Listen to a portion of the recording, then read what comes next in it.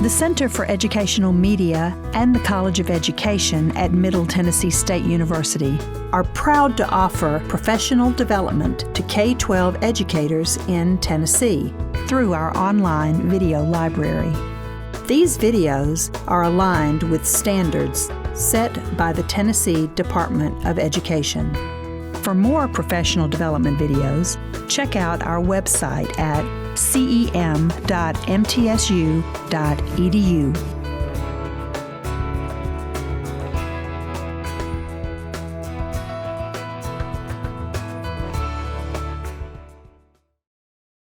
Okay, well, welcome again to the collaborative that we have going on between the Middle Tennessee Writing Project, the English 4500 Teaching Methods class, and the Center for Educational Media. We bring in interesting speakers from the classroom every week, and they talk about their craft and all the awesome things that they do. This week's speaker is Jason Manley. He is teaching at Rockvale Middle School. His talk today is "The best writer in the room is you, modeling writing to empower everyone in your classroom." Take it away. Awesome. Thanks for having me. Happy to be here. So you all are about to embark on that journey into the classroom. And when you do so, your students are going to need to see you write. They're going to need to see what good writing looks like. And this mantra that I repeat every time I go into the classroom, every time I'm about to show students what I'm doing, is I'm the best writer in the room. And that's what you need to be saying to yourself when you go into a classroom. You are the best writer in the room. You've been through college, you've written numerous essays and all sorts of different kinds of writing. They need your expertise. So that's the takeaway today. You're the best writer in the room. I want to get us started just with some of your own writing to get us thinking. So I want you to write some reflections in your notebook. How comfortable are you as a writer in front of an audience? Have you ever done that before? If you were in that situation, how would you feel? Do you consider yourself a strong writer? Will you, when you're in the classroom, assign writing, or will you teach writing? And maybe reflect on the difference between those two things. So I'll give you a few minutes to jot down some thoughts.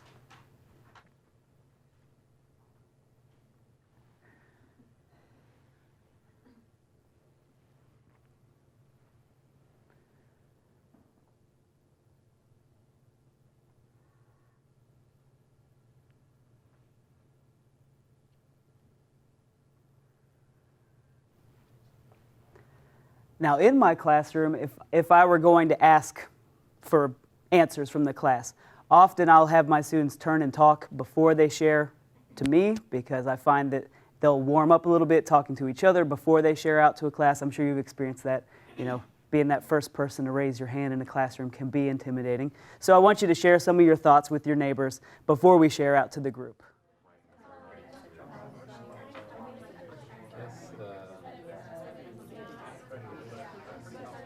Yeah, like I said, it could create a good opportunity for learning for both of us. Do I consider myself a strong writer? I don't know. Yeah. That's so subjective. I don't know. Yeah. And then the third one, will I assign writing or teach writing? And I said both. I would begin with creative writing as a class. I actually did that today with my first grade students. And we're not going to get into any like formal writing, like essays or anything, but I mean, we created a story together and it was fun, and they're learning how to structure their thoughts. I found that my problem was that like I was over-explaining stuff, and I was modeling things that were too complicated for them to imitate. So like I can do it, it's just that I'm not really doing it with the mindset of like, this is what they need to be writing. Right. So that's my struggle. But scholarships are all about me, and stories are very broad. What are you thinking? I heard a lot of talk about that first question. How comfortable are you writing in front of an audience? Share out your thoughts. So I've personally never just written in front of an audience before where they can see everything I do, see all the mistakes I make. So I don't think I'm comfortable at first, but I think practicing with others or getting a group of kind of like, pre-service teachers together to kind of like go through that process together would maybe help with that. We have a literary term for that called foreshadowing, because we're going to do that today. Okay, good. Share out. Tell me more. With me, it'd be more like just a flow of ideas as I'm writing, so it'd be a lot easier for me to just like write as I talk, so it wouldn't really bother me too much. Thank you. Go ahead. I'm very comfortable writing in front of students. My problem is that I'm too comfortable, and that if I'm writing at a higher level than they need to be, they get kind of intimidated and say, wait, you want me to do that? And then I have to backtrack. Okay, thank you. Do you consider yourself strong writers? I'm seeing nods. You should. You're English students. Of course, you're strong writers. And they need to see that. I think your idea that you might be writing too far ahead of them, I don't know. I think if you set a bar that's high, you'll get some that just really try to reach that bar, which is exciting when that happens. Assigning writing versus teaching writing. I think you had some talk on that. If you assign writing, you can kind of help students find their voice, which is really important when you're writing papers in college and stuff like that, is to have a certain tone and voice for the paper that you're writing. Giving a writing assignment, telling them to do it, and then kind of just leaving them alone with it. And I know we've talked a lot about writing with students, so when you give writing prompts for them to do, you do that kind of prompt with them so that they know you're doing it too. And that was something I touched on when I was writing on this, was to write with and collaborate and not just assign writing. Sure, that there's a difference between putting the assignment out there, here's your due date, here's the end goal, go, or here's the assignment, I've done the assignment, I've struggled with it myself as the teacher. Before I assign it to you, I'm walking you through the step-by-step modeling for you, showing you the expectation so that the end result is close to what I'm looking for. That is what we're talking about today. So that need to show students what we expect. And what's amazing is how the more you do that, the closer your students get to success. And you'll see so many more students successful if you model it for them step by step, as opposed to just assigning it, which is kind of just like a test. So today, our success criteria, 3 things I want y'all to take away from our session.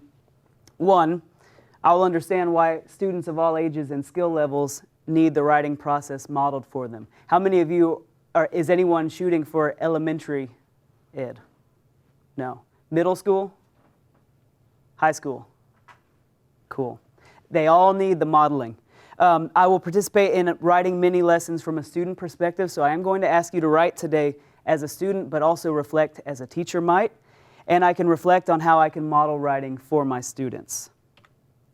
So a quote from Kelly Gallagher, I'm sure that's a name that some of you know. He's our writing guru.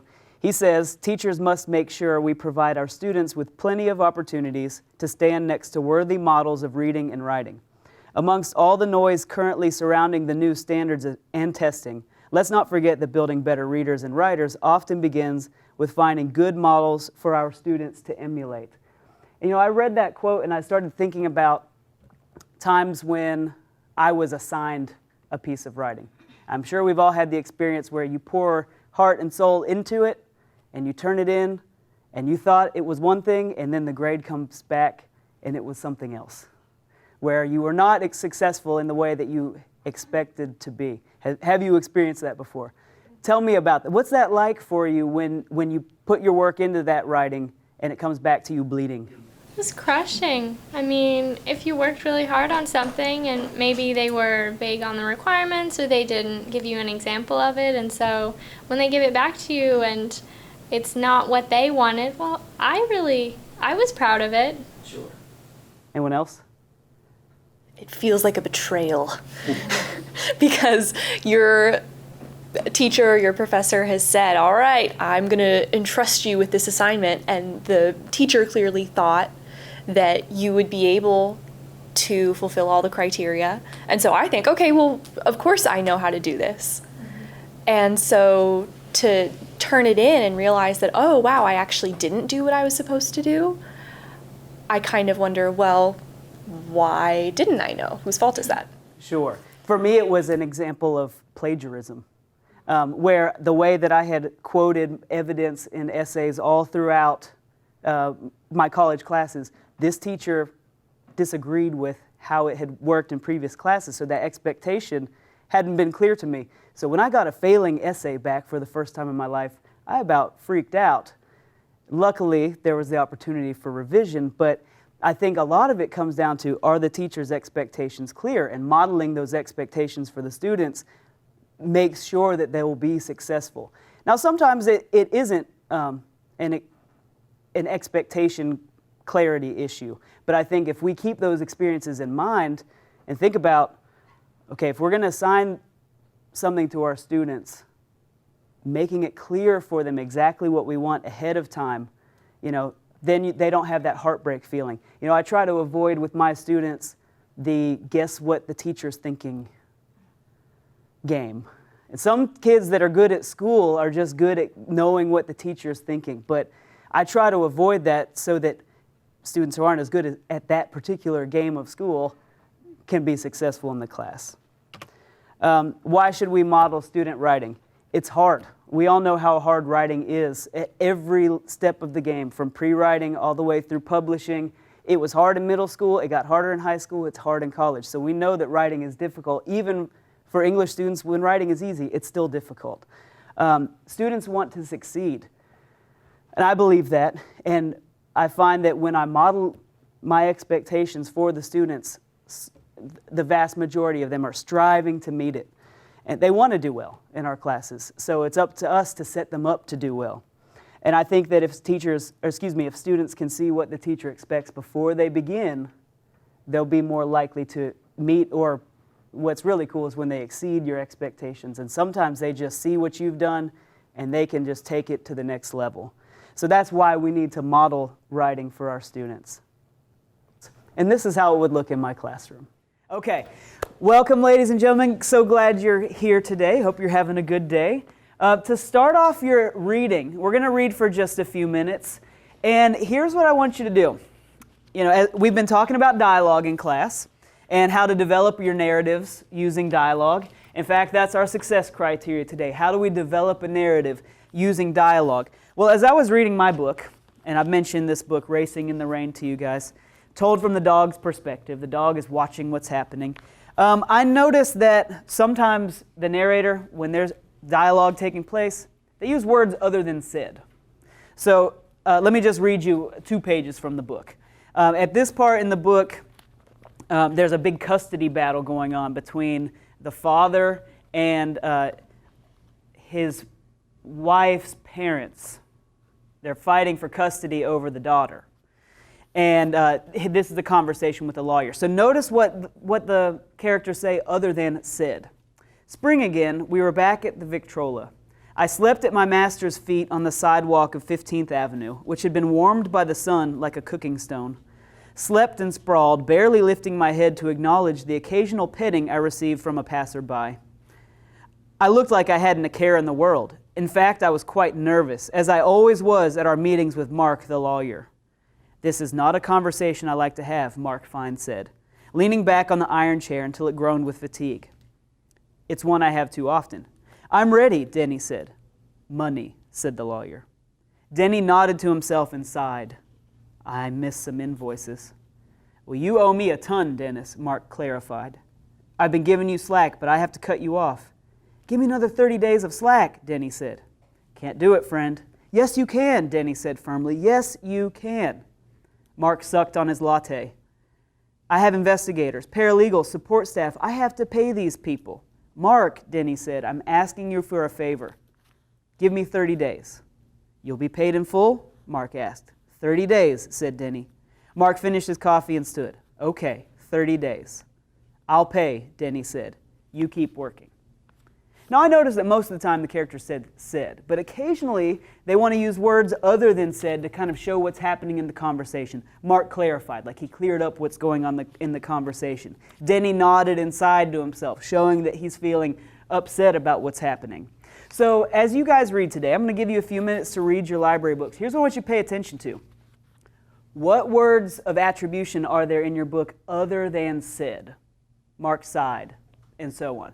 As you're reading today, see if you notice words other than said that your writer uses when writing dialogue. Make sense? Let's take 5 minutes to read. That's your purpose for reading. Look for those other words besides said. Go.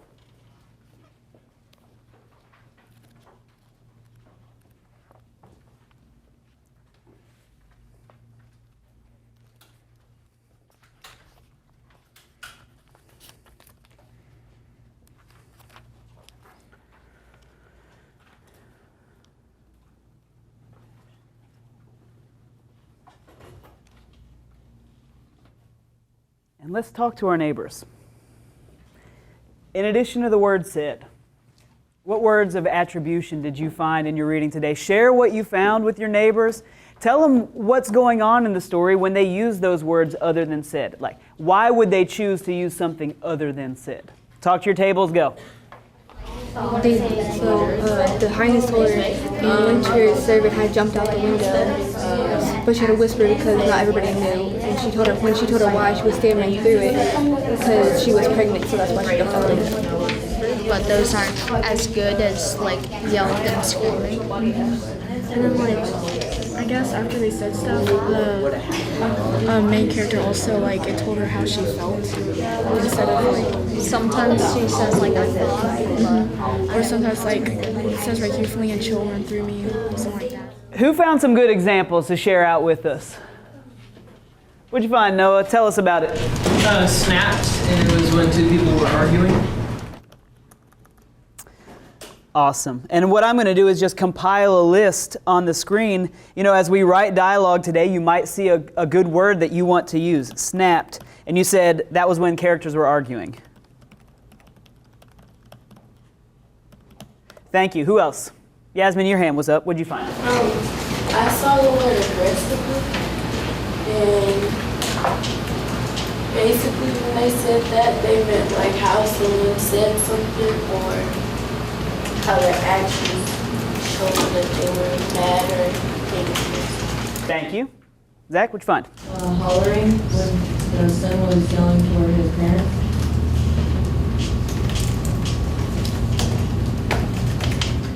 Thank you. Keep them coming. Go ahead, Nolan. Asked. Obviously, for what reason? Asking a question.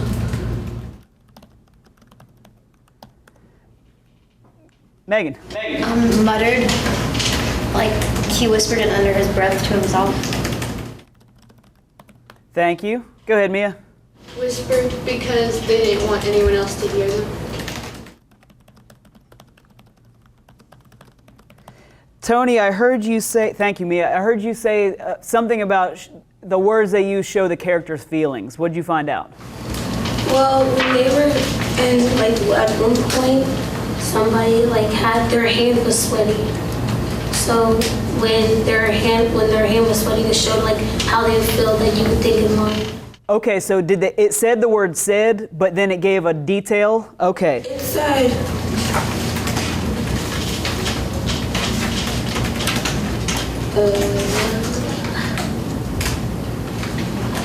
I said finally and extended my hand sweaty. Thank you. So it says said, but there's still something going on there in addition to just the word. I saw one last hand. It was over here. Elizabeth, what'd you find? Clarified to make sure the character knew what she was saying.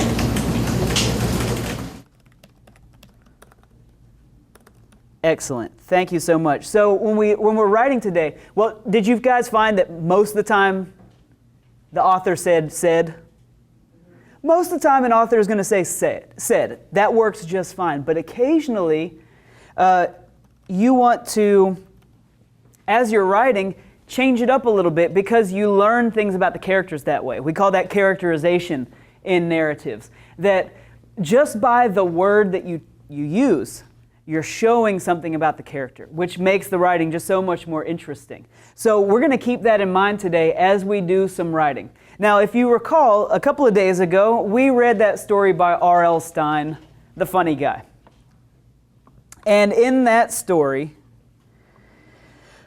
R.L. Stine had been thrown into the house where Mr. Hartman had recently died by his tormentors, those bullies. And he realized at that point, okay, I can get myself out of this if I try to control those characters using fear.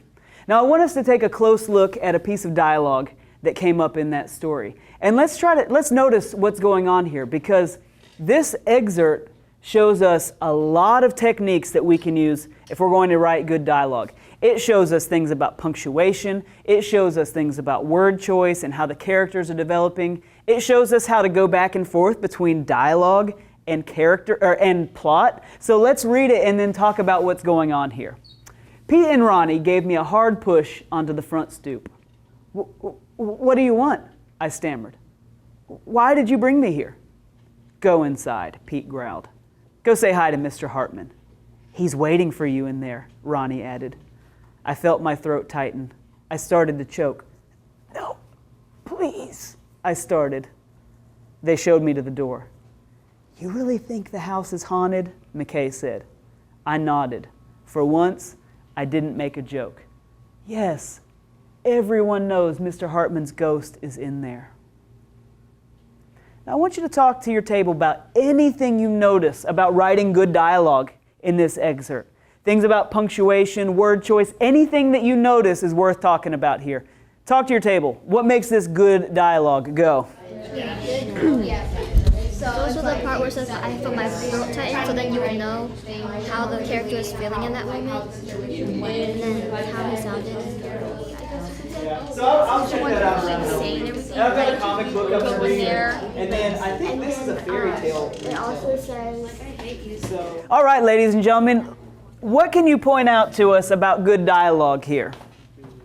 What'd you see, Cameron? He makes the characters stutter by using dash. Oh, thumbs up if you found that.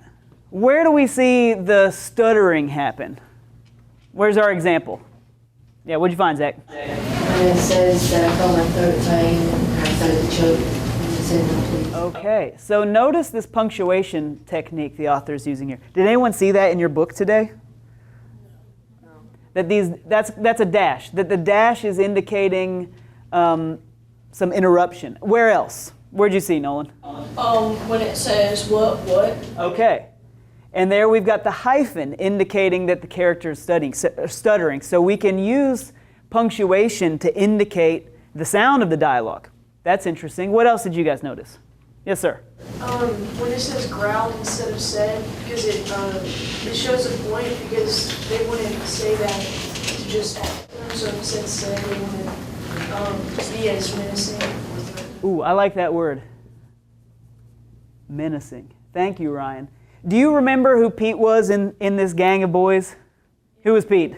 He's the main one. Yeah, he's the leader. So it kind of makes sense to me that he's the one growling those instructions. What else did you notice? Yes, ma'am. They didn't use said to make the writing more unique. Okay, so what's another example that you think that's unique? Added. Do you remember who Ronnie is? Who's Ronnie? He's kind of he's Pete's friend, but he kind of feels bad for bullying him a little bit. Yeah, he's one of the followers, right? So we've got the leader, and then we've got his cronies that are just kind of going along with it. Yes, sir? Stammered. Stammered. Here we go. Why use the word stammered? Because it showed that he stuttered. Okay, sure. So what do we learn about what's going on emotionally with Pete right here? He's scared. Yeah, we know that he's scared. And good writers, they don't just say, I was scared.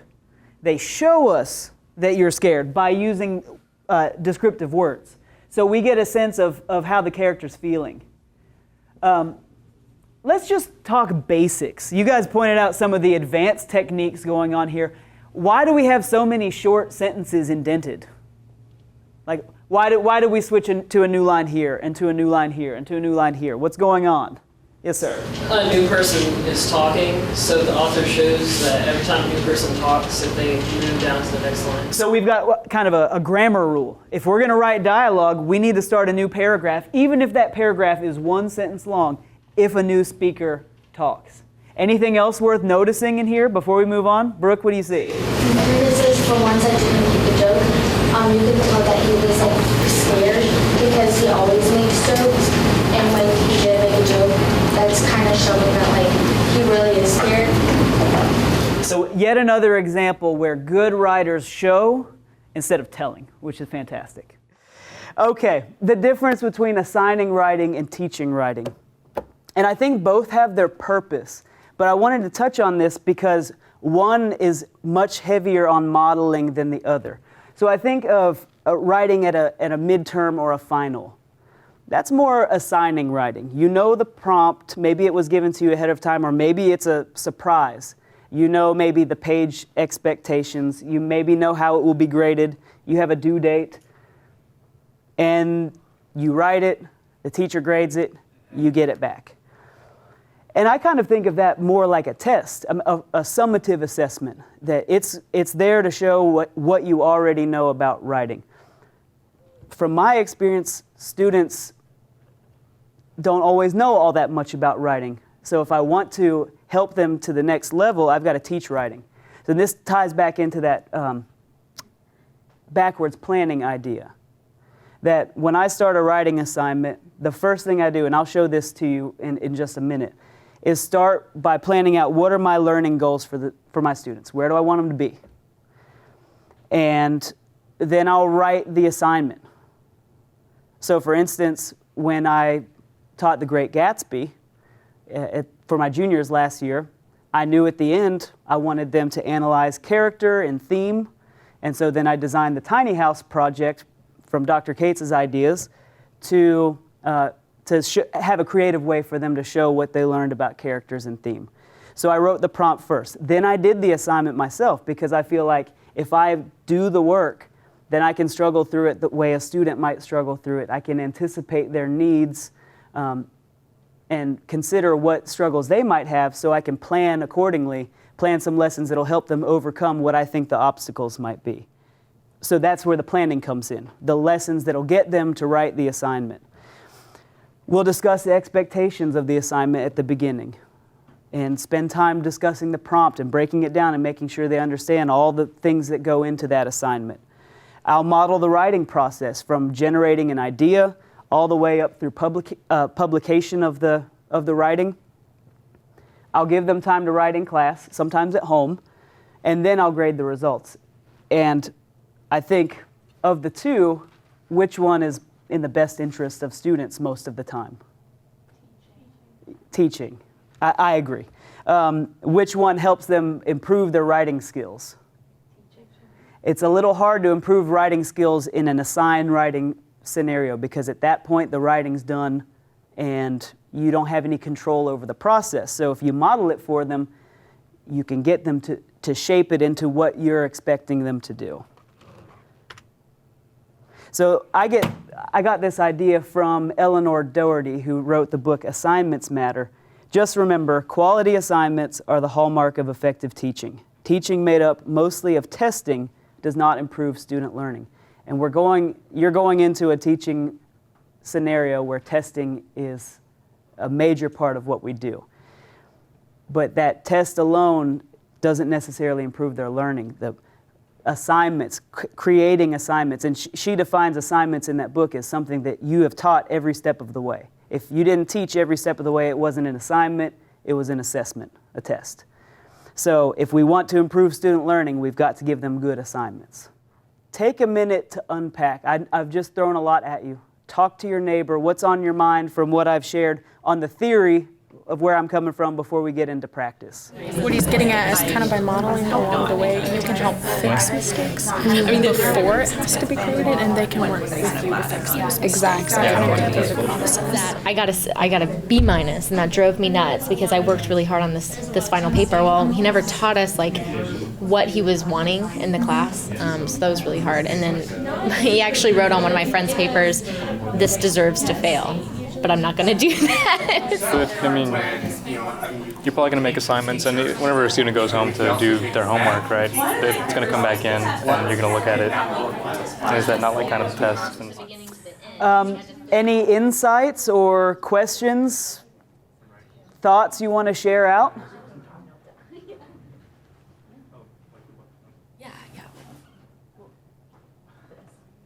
We were talking about the fact that we can't escape the test, that there is the state assessment that's going to be part of what we do.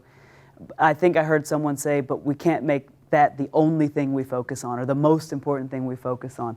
And what we're there to do is make them better readers, better writers. Those two things go hand in hand. I go back to another Kelly Gallagher quote where he says that you should have your students write 4 times what you could possibly grade. And the way to do that, I think, is through modeled exercises. If time is of the essence and you have to do some assigned writing, there's plenty of time throughout a unit of study where you can model writing for them so that they're writing and writing and writing under, just for the purpose of practice before they have to perform. Thoughts, questions? All right, well, let's see how this would look in my classroom. Now, I'm going to try to do some of these techniques that you just pointed out. So I'm going to write a snippet of dialogue. I'm going to think back to a time in my life where I could write dialogue, and we've generated some ideas in our notebook. And one of those moments that changed my life that you guys made a list of was in 3rd grade. I don't think I've told you this story. My story with Mrs. Yoho. That was really her name, Mrs. Yoho. She was my favorite teacher in elementary school, Mrs. Yoho. She was terrifying when I was in 2nd grade, but then I realized in 3rd grade, she's not so bad. Well, I must have missed school or something.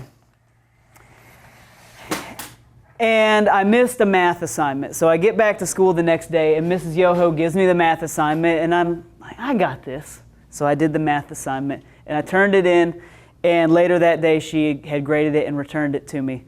And there were 30 questions on the worksheet. Guess how many I got correct? 1. Number 1, I got correct. Numbers 2 through 30. Wrong.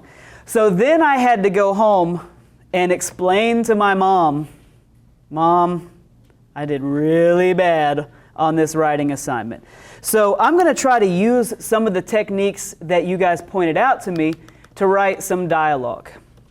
So, well, I know the first thing I need to do if I'm going to start a new paragraph, I had better indent. So I'm going to indent, and I want to start my story right at the moment where I give this piece of bleeding homework, all the red marks on it, to my mom.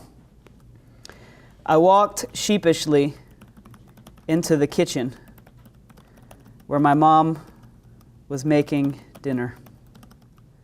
I knew, so I'm trying to show what I was feeling at the time. I knew something bad was about to happen. Now I can keep this sentence, this paragraph going because I haven't started talking yet. Mom, let's see, I was nervous and stuttering, so maybe I can use some hyphens. Mom, and I really want to show what I might have been feeling at the time. It was a long time ago, but I'm going to do my best. Mom, I have something to show you. I muttered as I reached into my backpack to retrieve my math homework. Okay, new paragraph because a new speaker. Uh-oh. That doesn't sound good. What's a word I could use here other than said? Exclaimed. Give me some. Added, feared. She responded nervously. Okay, I've got to respond, so new paragraph.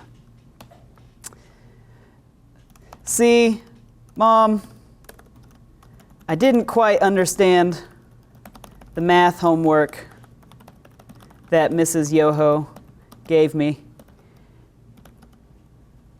And now she interrupted me because she'd seen the paper. So I'm going to jump to the new line because this is Mom. Whoa. Did you even get your name correct?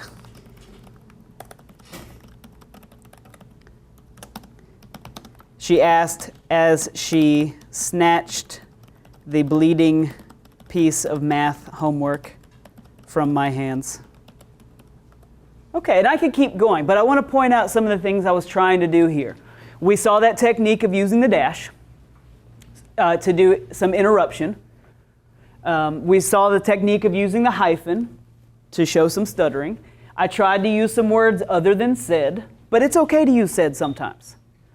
And just using the dialogue to help keep the story moving forward. So I want you guys to try that now. I notice many of you have opened a Word document. So let's go to Office 365. And if you haven't made a new Word document yet, go into your writing folder, hit plus new, and let's make a Word document.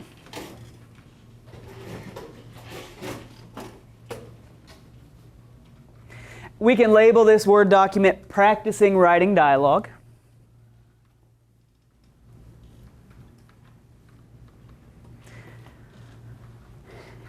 And what I'd like to see you guys do today is pick something from your notebook, or maybe you just have a conversation that's on your mind, something that's happened recently in which there was dialogue. Maybe a conflict with a friend, something you were talking about with mom and dad, with a teacher, and so on. There's lots of ways we could tell a story using dialogue.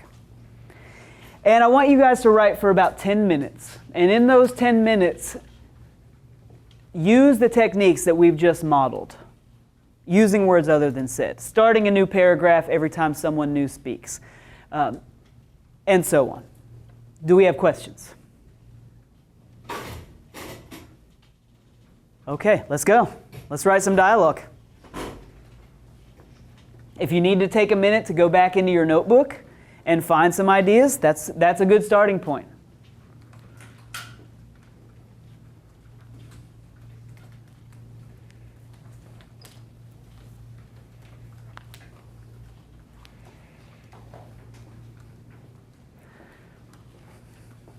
I notice that Grace, Ryan, Angelina, they're starting with a little bit of narration, what's going on in the story before they jump into dialogue. That's one way to start.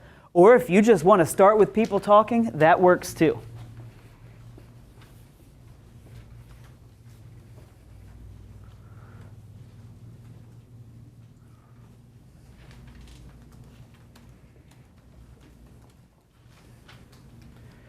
So if you think back, to that so what moment, you've got your map that we drew, and that map might have some stories to tell. I love using illustration to get my mind thinking before I write.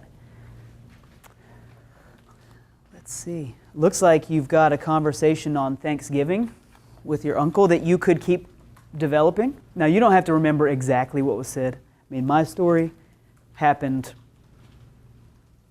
almost 30 years ago. I don't know exactly what I was saying at the time.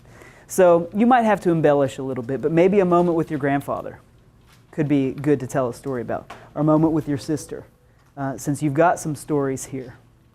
The moment with your dad in the garage. Those could all be good things to write some dialogue about.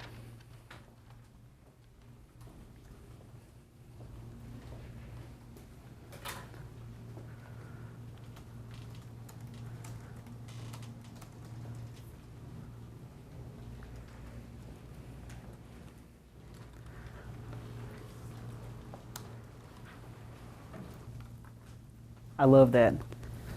She gave it to me with the biggest smile on her face. You could have just said she's happy, but you're showing us, which is fantastic.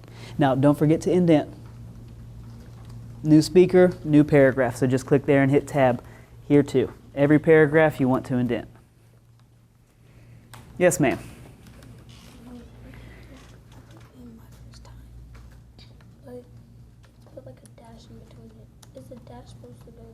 No, not in this case. In this case, you're just saying first time, yeah. Is there a way we could, like, when we're writing, that one time that we wrote and we did, like, dialogue, and then, is there any way I could, like, go back to that probably?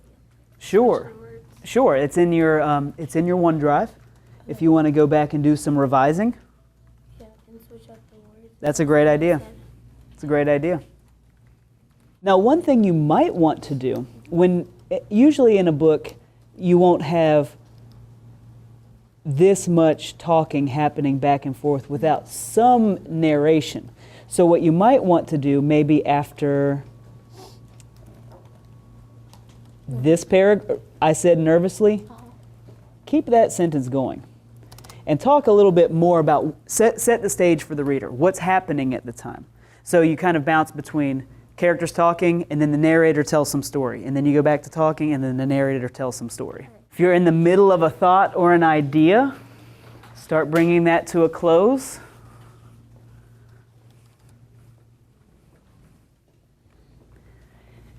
And let's take just a few minutes for you to share at your tables. Nose goes.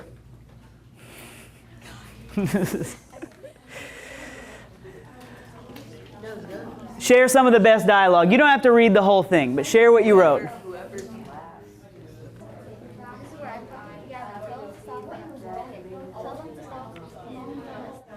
All right, folks, let's find a good stopping point.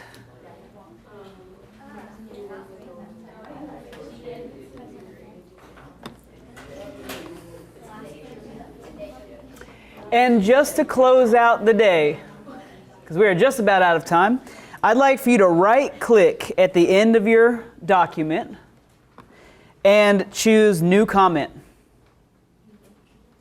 That opens up the comments on the side, and I want you to just reflect and write down a few sentences that demonstrate what you learned or practiced in your dialogue today. What were some of the techniques you tried? Why did you make the decision to use a dash? Why did you change paragraphs? And so on. Reflect on what you learned about dialogue today.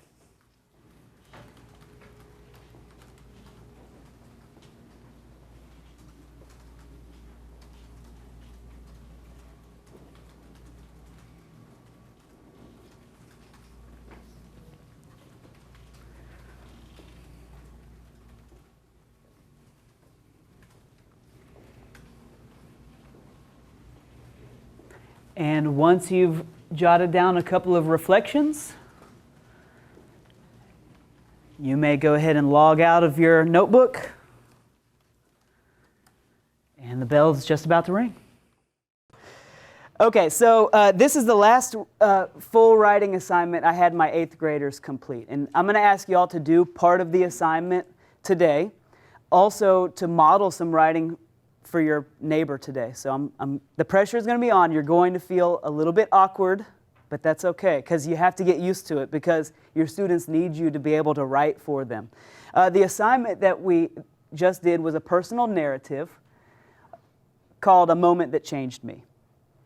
And I started by making this poster, this chart. And I posted in the room so the students can see, here's where we're headed. And this really reflected my planning process. So I started with the learning goal. I can write to express and reflect real or imagined experiences so that I can develop my voice and tell meaningful stories. So I knew that that's the end goal, a narrative. It should have voice. It should be meaningful to them. Success criteria. I'll know I succeeded when. And we present this to the students at our school in success criteria. It's always on the board. This will be like your objectives or your learning goals. Every school kind of does it differently. But at our school, we call them success criteria. So the students know if I've done these things, I will have been successful in this unit. I've analyzed 5 or more published examples of a personal narrative. I've imitated the style and structure of each. And so there are many lessons embedded in there. What does style mean? What does structure mean? I have chosen one of my written pieces to polish. So that implies that they have started lots of pieces of writing in their notebook and choose one that best completes the assignment, which was a personal narrative for a moment that changed them. And focusing on the following elements: using my voice, strengthening vocabulary, using imagery, similes, and metaphors, using dialogue, conveying theme, correcting errors. There were many lessons throughout the entire unit to address each of these sub-goals because I knew that's what I needed them to do to write a great paper. And they wrote really great papers. That's the amazing thing is when you set them up for success, they'll be successful. So let's generate some ideas. So you guys are going to do some writing today. And I'll model my thought process on this. So I asked them these questions when we began. Which moments in life made us who we are? Which moments made us learn or grow? And so I talked to them about a couple of experiences I had. One was in 3rd grade when I missed a day of school or something, and Mrs. Yoho, that was her name, Mrs. Yoho, she gave me my math homework that I missed, and I took it home, and it had 30 questions on it, and I answered all the questions, and I brought it back to school the next day and turned it in, and then she handed it back, and I had gotten number 1 correct and numbers 2 through 30 incorrect. And I talked to them about, just that feeling of absolute failure at the time. But I learned from it. I tried it again. I got more teaching on the lesson, and I improved my math skills and so on. So that was a moment that taught me, if I don't succeed at first, I can try again. If I work hard, I can get better at something. So I learned and grew in that situation. The one that I wrote about for my students, it was when I was in high school, and I wanted to play guitar for the jazz band. And I wasn't in band, and it's very unusual for someone to join band in high school. Usually they've been in band their whole life. So I went to the band director, and I was nervous, and I asked him if I could play guitar in the jazz band, and he just said, nope. And he didn't really explain why. There was nothing. And so I slunk away, tail between my legs, dejected, and then through whatever series of events, that teacher left, and the assistant band director stepped up. And I thought, there's an opportunity here. So I went back in, and I asked again, I'd like to try out for jazz band. And this teacher said yes. And I didn't know it at the time, but that changed everything. That was the biggest cause and effect moment I can think of in my life, because I got involved in band, found a group of friends at school, which I'd never really had before, really got into band and got better at music. And by the end of my senior year, 6 of my 8 classes were in the band room. And then my band director said, hey, there's this college called MTSU. Have you ever heard of it? They have a recording industry program. And I'm from West Virginia. No, I've never heard of MTSU. Ended up moving to Murfreesboro, went to MTSU for recording industry, decided to become a teacher. It all goes back to that moment when he said yes.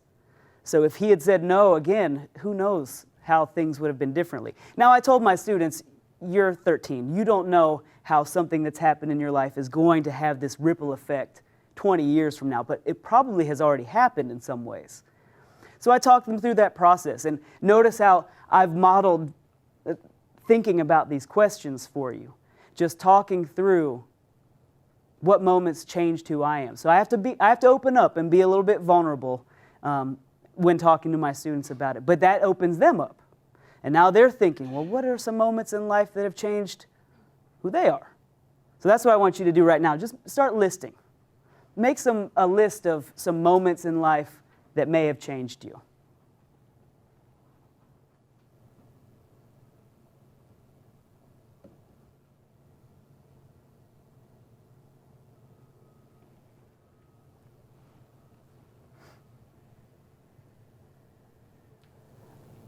So you can tell that embedded in this, I'm also encouraging a lot of habits of mine that I want my students to have, such as taking a little bit of risk, pushing yourself to try to write about different things, having the ability to choose and making choices and sticking with the choice.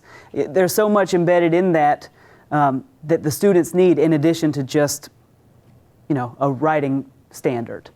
As you look at your list, you might star a couple that you want to write about today, and I would present it to my students like this, that if you choose something painful to write about, you might not want to, because in class we're going to be writing on this for a week or so.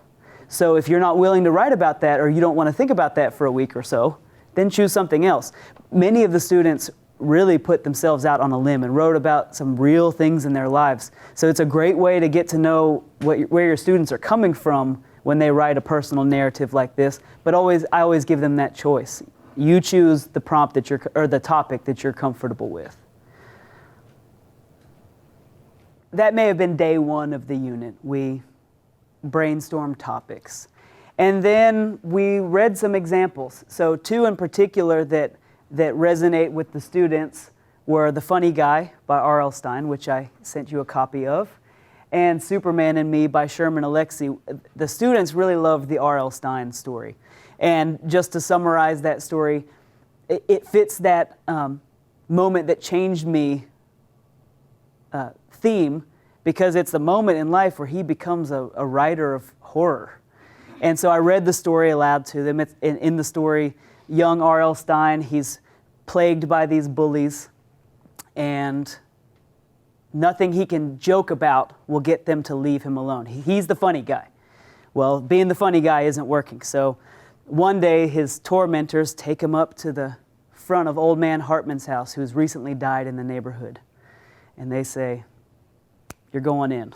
And they kick the door in, they throw him in there, slam the door shut, "Say hello to Mr. Hartman for me." And he realizes being funny is not going to work here. So he starts screaming, "Oh my gosh, it hurts, let me out. And they run off, and then he leaves the house and realizes, it's not humor that I can control people with, it's fear. And so we talked about that, and that was the moment. He writes this. The book that it's in is called Bully. It's a great book. It's 70 authors who are reflecting on their childhood tormentors. And he writes this. He writes this and thinks back and says, that was the moment. That's when I became a horror writer. And the kids get a big kick out of it, but they can also see how one moment, even something that happens, early in life, can have a big impact on who they are. So it was a good example for both the style, because it's personal, it's full of anecdotes, it has dialogue, it reinforces the theme that we're talking about, it's relatable. So it gives them a good example to work from. So modeling the writing process doesn't just have to be us as the teacher, they look at a good example. So if you can find a poem, a short story, something to imitate that they can latch onto, it gives them something concrete to try to imitate. And if you've read Stephen King on writing, or any number of books where authors talk about their craft, they say they start by imitating someone whose work they admire. And we need to give our students that opportunity to find work to imitate. So The Funny Guy was our example. We'll work from that today a little bit. So I got them thinking on their topics.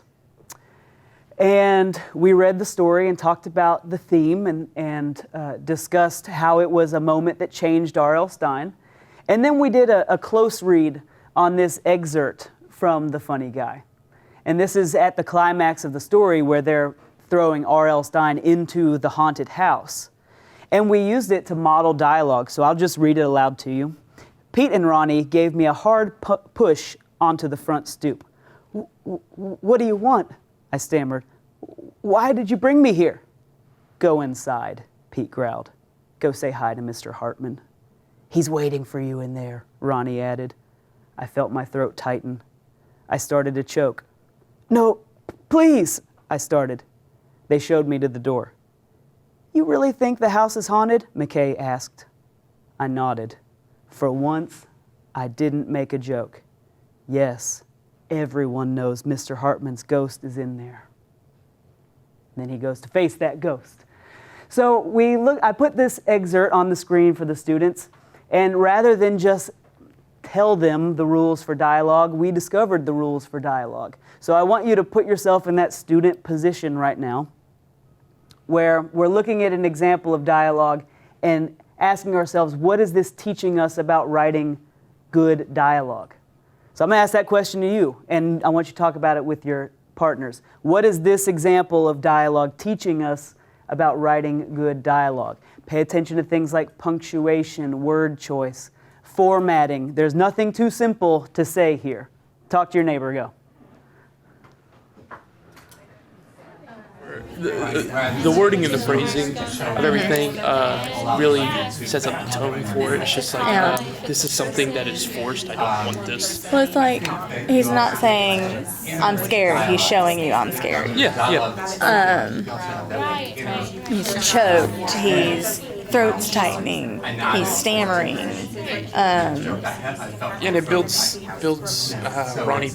McKay. Yeah, and Pete is growling. I mean, it's all good. I mean, if I was writing on this writing assignment, I wouldn't have included dialogue. I wouldn't have either. But it pushes you. Like, it's good. I could add in dialogue. Yeah, I mean, I could too, but... Right, so I think it's a good push.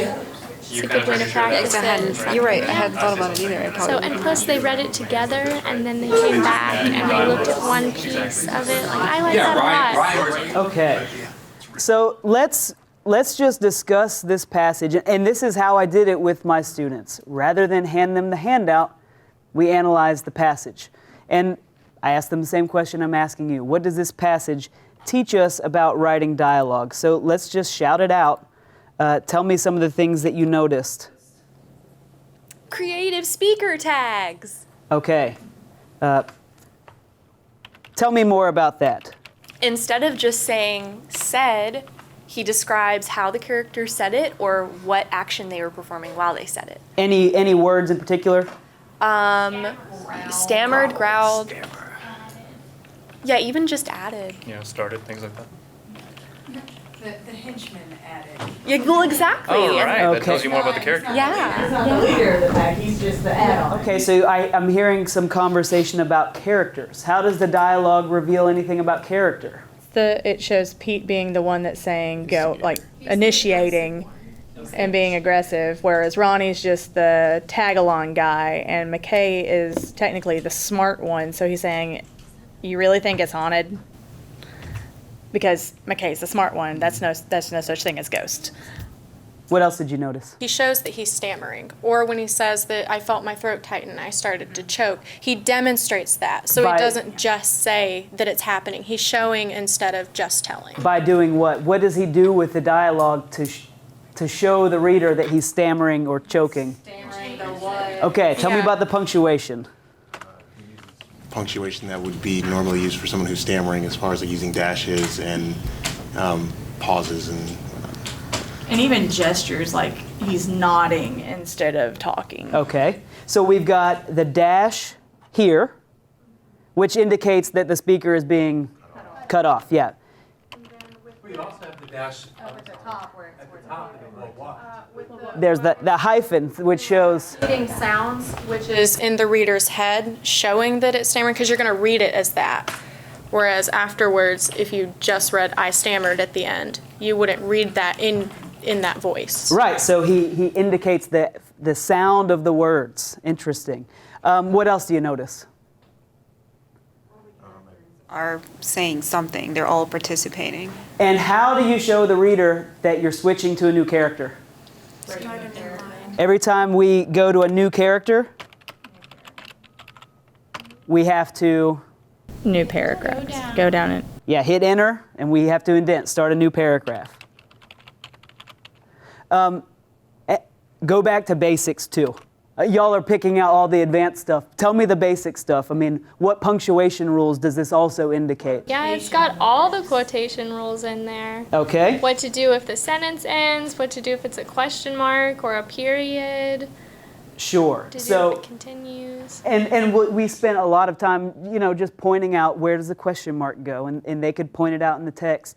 They could pull out their library book, and some of the students were comparing along and saying, hey, here's how it's happening here. You would be amazed how many of them start raising their hand. Mr. Manley, my character got interrupted.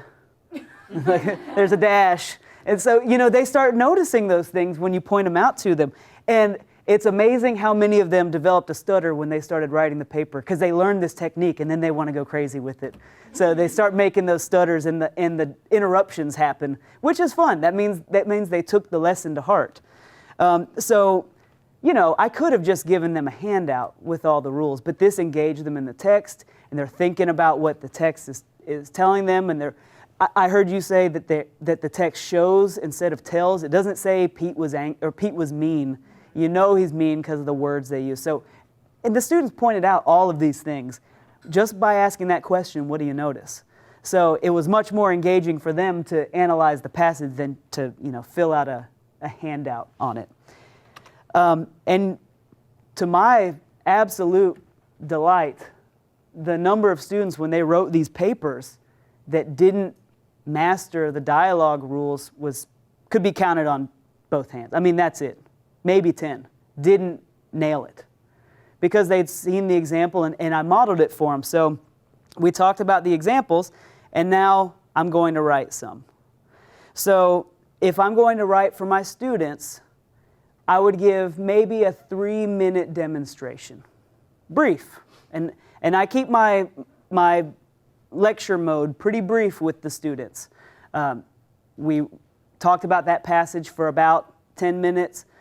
I imitated some writing for them for just a few minutes, and then I set them free to work, and I work the room, and I'm helping them, looking over their shoulders, answering their questions, and so on.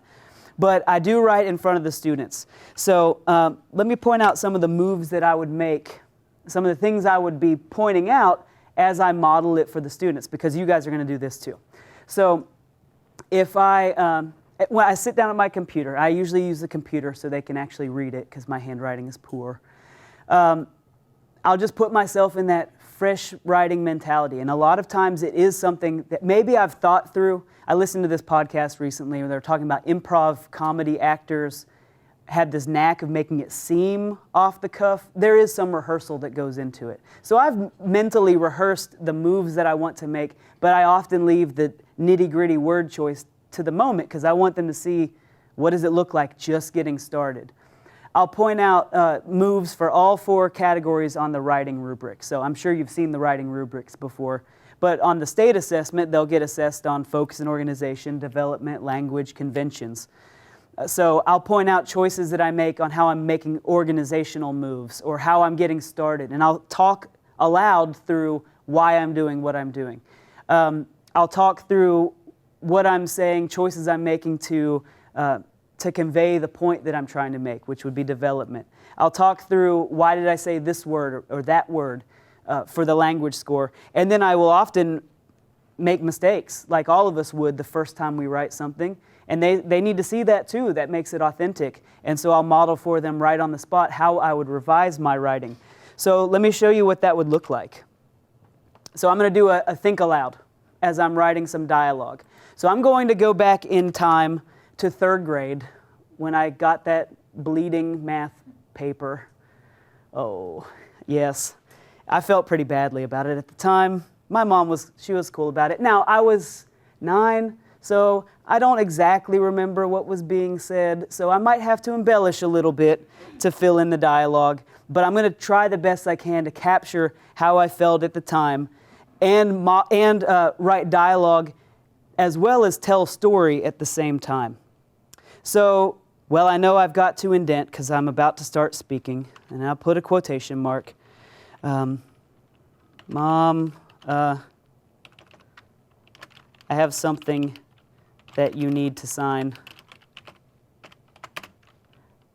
I sheepishly said as where was I? I was in the kitchen. Entered the kitchen.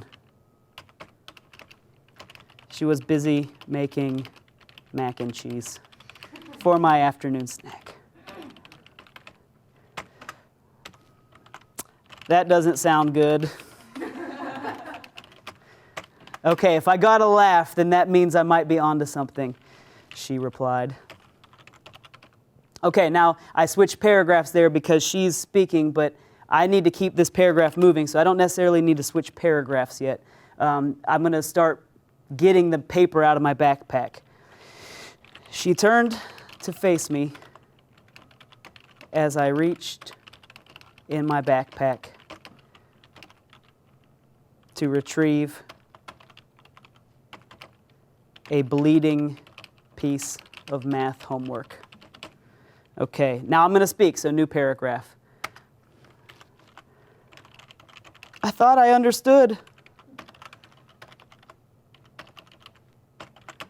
I explained. but something went terribly wrong. I might have said that in 3rd grade.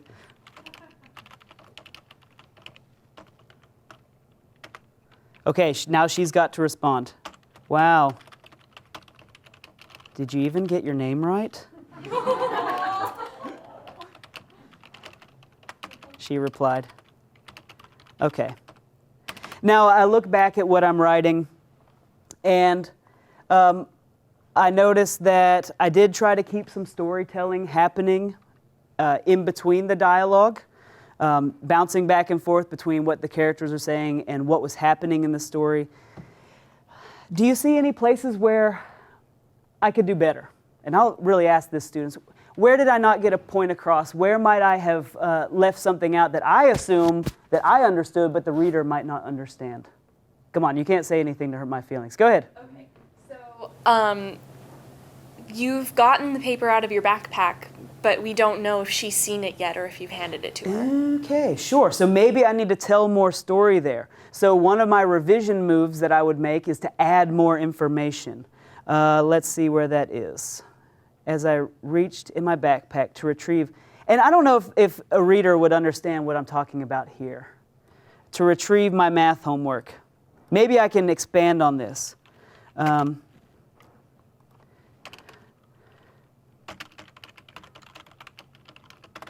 had completed it the night before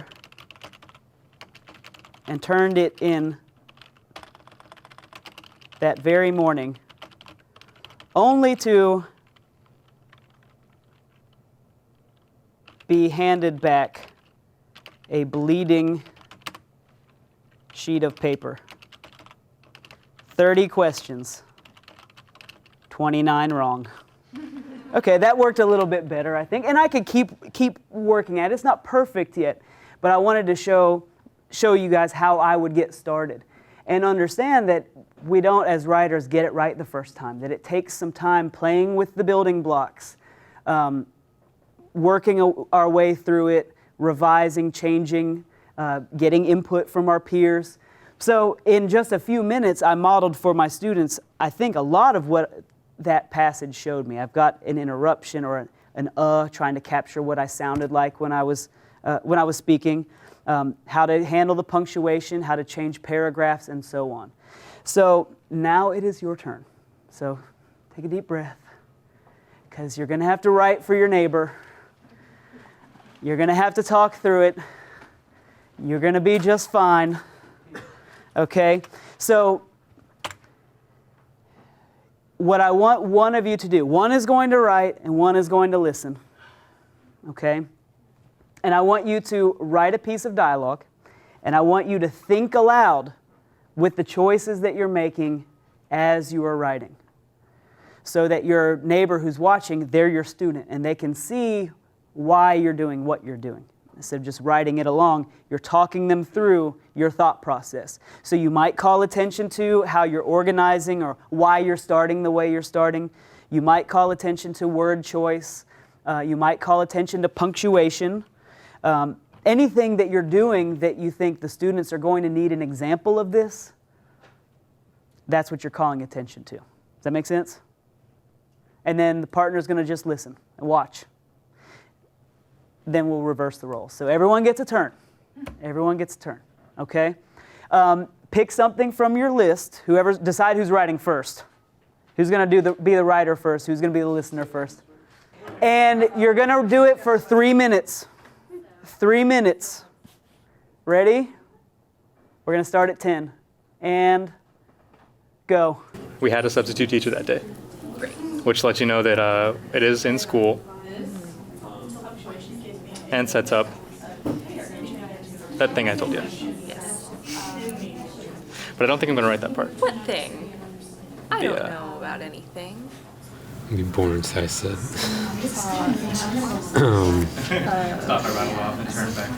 I heard. And righted myself. That they did more creative projects in the regular English class. He would kind of just always like be really rude to me. He would say things. We'll get into some dialogue here in a second. But I think that was the part he liked the most. I'm bad at this. And time. Yep. That was 3 minutes. How'd it go? Tell me what it was like, because you know when you're putting yourself in that situation of writing for an audience, it is awkward at first. Tell me what were the challenges. I don't write fast enough. Writing and talking at the same time, very difficult. I type a lot faster, honestly, than I write, and I think I'm so used to writing on a computer now that writing it down and thinking at the same time is a little harder for me. It's also really awkward in the sense of like, I feel like I was talking and then I would stop because I'm like, I need to write what I just wrote, or I would just start writing or talking literally what I was writing down, and there was a little bit of a disconnect is kind of what it felt for me. Okay. Yeah, like I was battling telling the story to the person I'm talking to and telling the story to the page. Like it didn't just interweave perfectly. Sure. If you were listening, what were some of the things that you saw your partner point out about writing?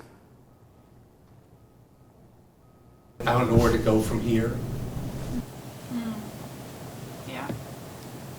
Pausing to be more intentional about word choice and, revising out loud while they're writing. Explaining things like, we're going to start a new paragraph here, or I'm going to set the scene first. So you've been immersed in stories for a lot longer than a middle school student. So when they're trying to make choices about writing, they just don't have nearly as much experience on where to choose. So I think you can start to see why they need examples so that they can understand how to make the same choices that other writers make. And that's our job. Now, role reversal. Role reversal.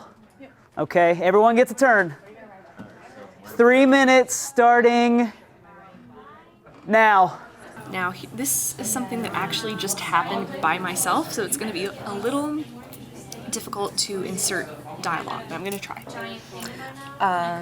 So let's see, I was going to take a summer class in June. Of the playground. Calm down. Watching all my friends have fun without me because I'm lonely. Sad. If you were in the audience, if you were the listener, what did you see your partner model for you in the writing process? Word choice. She sat and she was thinking about her word choice, and if she realized she had a better word, she'd scratch it out and either talk with me about word choice or then pick a different word. Thank you. Revision in the moment. Okay, tell me more. So while Thomas is writing, he would say what he was about to write it, and then as he was writing it, decide not to do it, and then go with something else. And that shows that writing is not always your first edition. Thank you.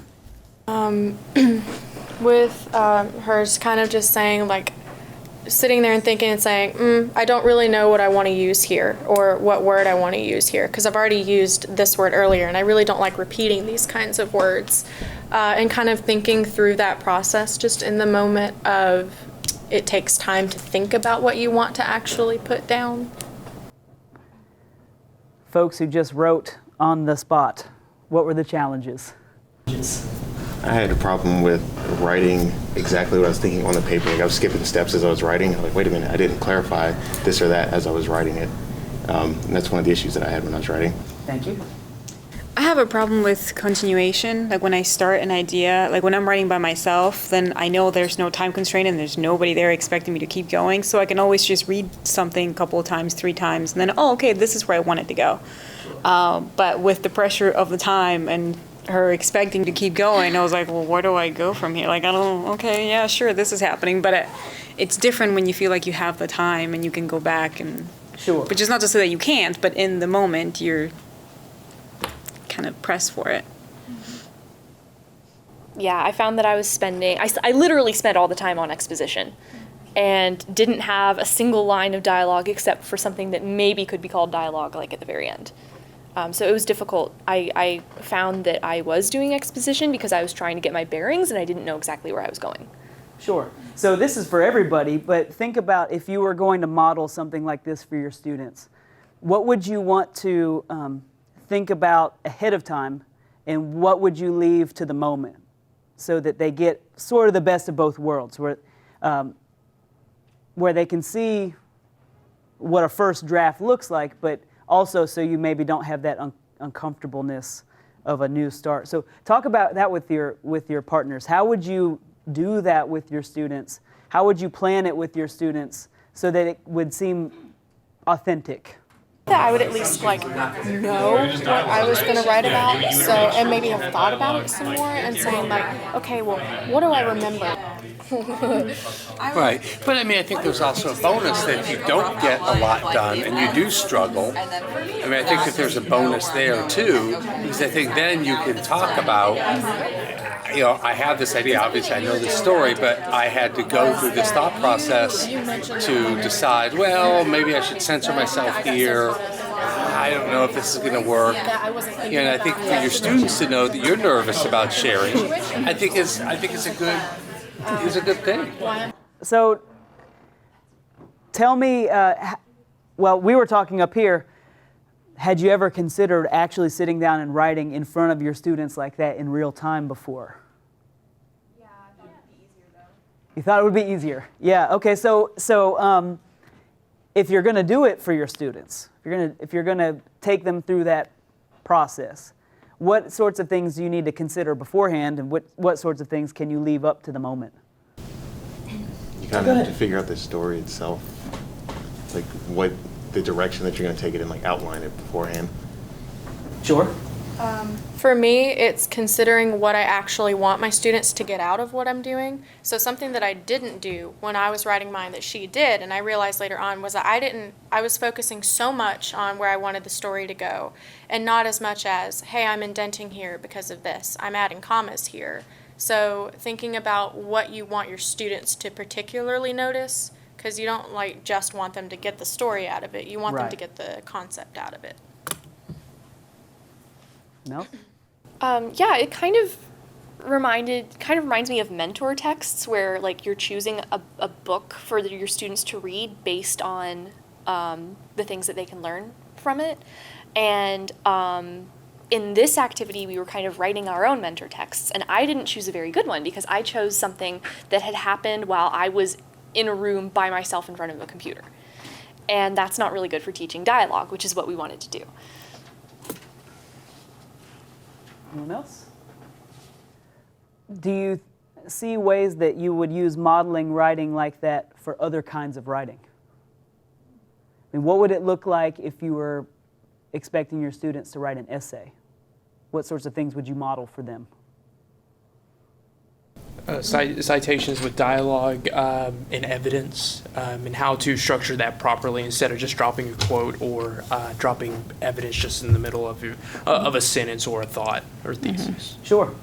Transitioning between paragraphs without it being such a stark change in what you're talking about. Okay. I mean, just to boil it down to basics, when I have modeled essay writing for kids in the past, it's been very basic. The first thing I'm going to write is an interesting sentence or an attention grabber. Then I'm going to write 3 sentences that my next 3 paragraphs are going to be about. And then I'm going to write a sentence that is the main point of the entire essay. Sure. So I think that modeling of what you expect, it applies to anything we want them to do. Set those expectations so they're not playing that guessing game. And then you'll just be astonished at what they come up with. I want us to do a little bit of reflection in your notebooks to close out today. So a couple of questions to write on. What were the challenges and successes that you experienced writing for a peer? And how could you do this in a classroom?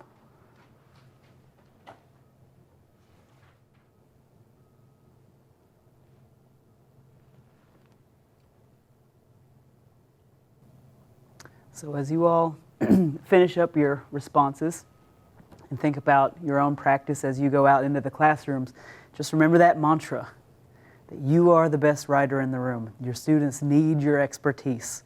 So don't be afraid to put it out there. That's what they need. Well, I really appreciate your attention and participation, risk-taking. You know, I put you on the spot, but you guys did great with it. Thank you for your questions and your writing today. Appreciate it.